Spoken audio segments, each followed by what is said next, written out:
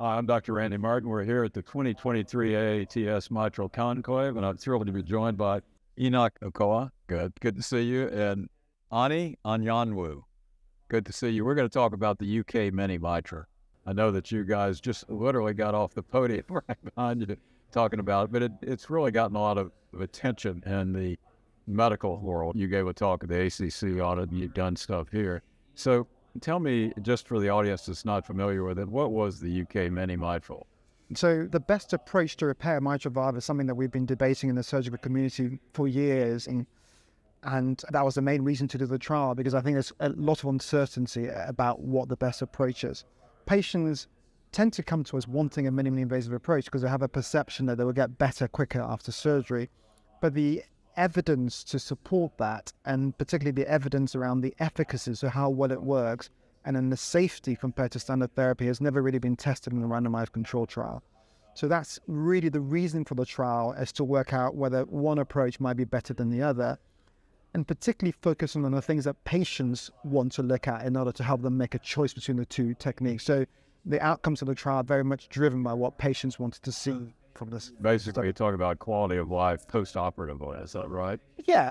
To some extent. To some extent, but I think physical function was the key thing, really, is how quickly you get get back to doing what I normally do. That's Many were all sorts of many. The mini was all mini thoracotomy, so it didn't include robotics or other. It did not. It did not. It was just mini thoracotomy operations. And the findings were? Well, the findings were for the primary outcome, which was essentially how quickly you recover from surgery at 12 weeks. There was no difference between the two groups. Yeah. So that was interesting, and suggests that although the destination is going to be the same, so then the secondary outcomes are, so what's the journey like, if you like? So what about the other things that are important to patients? So we found that the mini patients recovered quicker at 6 weeks, so they were already benefiting from the operating and doing more physical. Exactly. Their physical activity was more, and their sleep was more, which is an interesting outcome that I've never really looked at, but one that patients kept on telling us was really important to them. And then, of course, the key thing is that efficacy. So could we repair as many valves, and could we repair them as well? And that was the same in the two arms as well. You're talking about durability? You're talking about MR at a certain... Yes, so we measured MR early and late after surgery, so up to 12 weeks and then up to 1 year. And at both times, they were the same in the two groups. Interesting. Ani, what are your thoughts? We discussed, I think it's an amazing study. It's very difficult to do unrealized trials in surgery. But one of the difficulties with surgery is the treatments are not blinded. Right. So a patient who perceives they had a less invasive treatment will always perceive a better outcome, almost always. And there's a placebo effect. Oh, no doubt. With any therapy that's perceived to be better. And I think that clouds the analysis. But in terms of the things that are very objective, for example, freedom from mitral regurgitation, Correct. It was the same in both groups. The patient can, you had a blinded core lab. Correct. Looking Which is good. Yeah, that's great. Yeah, so the people reading the echoes didn't know what to show. So that's very objective. And it found no difference, which I think is very interesting. But what I also found interesting is we've always thought you recover quicker if you have smaller incisions, but that seems not to be the case, and you can recover as quick. No, I think that's right. I mean, I think the first thing is around the inability to blind patients. That's a fact. That's a surgical trial. I guess one thing I would say is that if there was going to be bias, then it's usually in favor of the new intervention. So the fact that the primary outcome was the same, I think, is important, because it tells us that if there is bias, actually it didn't affect the primary outcome because they were the same. You'd expect the mini patients maybe to have reported much improved outcomes. So that's good to know. I mean, as you say, we did as much as we can to reduce that bias. So we had a blinded observer doing the SF36. We used the accelerometer, which is just an objective measure. And of course, we used the echo core lab. So as much as we could, we tried. But of course, these are the constraints of doing a trial like this. And I think, patients, at least my patients, and talking to them, all they care about is the size of the scar. And you're not going to do anything by sternum, are you? I mean, that's basically, the patients don't really understand the durability or the outcome. So I'm not surprised that at 6 weeks, you had a little faster pop back. It doesn't surprise me at all.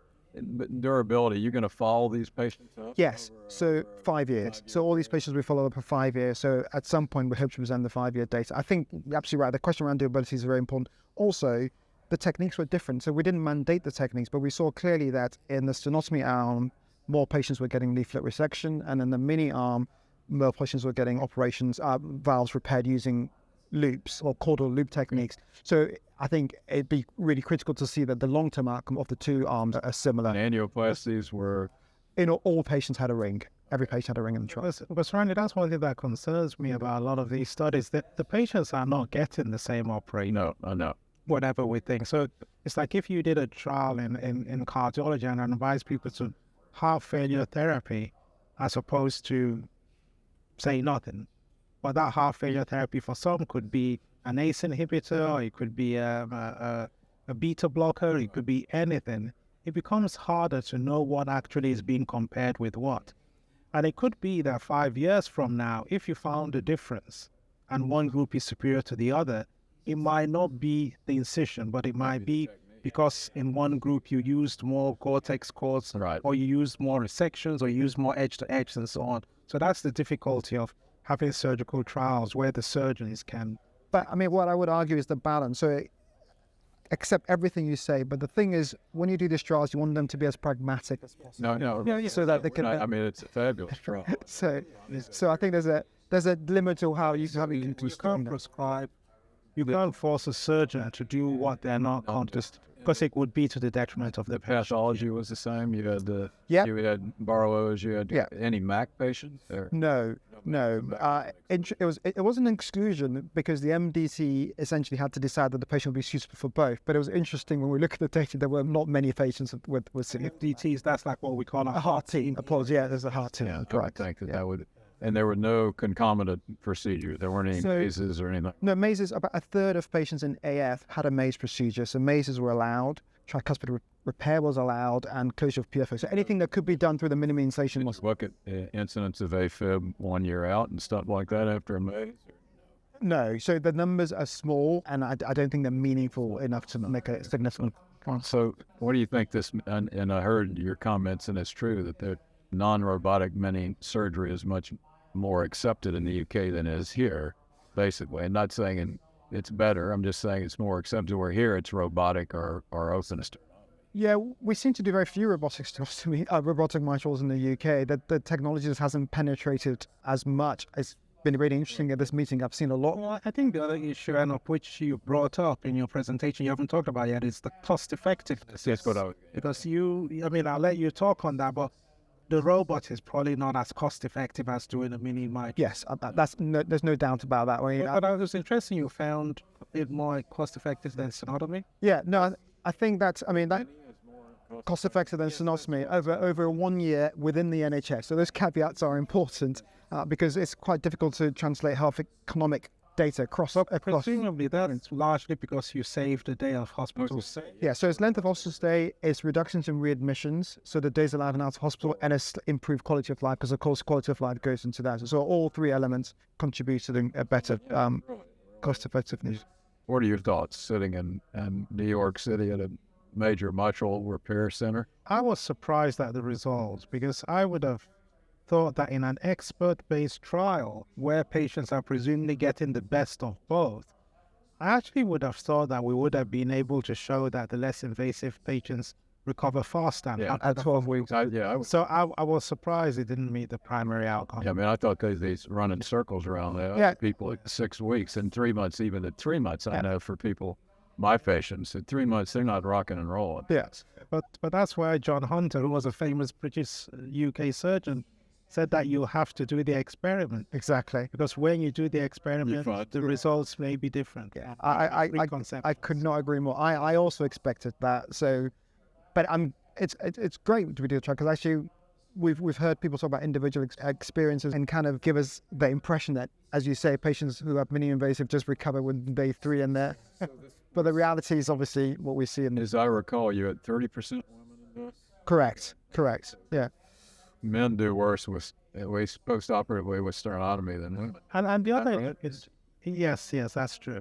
The other interesting, because a comment someone made to me while they were listening to your presentation, was your mitral regurgitation rate at 1 year. It was something like 8% had more than mild. Yes, 92%. Yeah. And he said, "Oh, that's 8%. That's not what we see." And I said, "Well, how do you know?" I said, "You haven't sent all your echoes to a core lab at 1 year, but if you do, you may be surprised what you find." And I think your data will answer a lot of questions other than that of just many, because having core lab data after surgery for 1 year. Yeah. There is very little data out there of that quality for that duration. I think that's very true. Well, listen, congratulations on your study, and thank you so much for joining us, Ani. Thank you. Thank you. Very interesting data. Be sure to follow it. Thanks.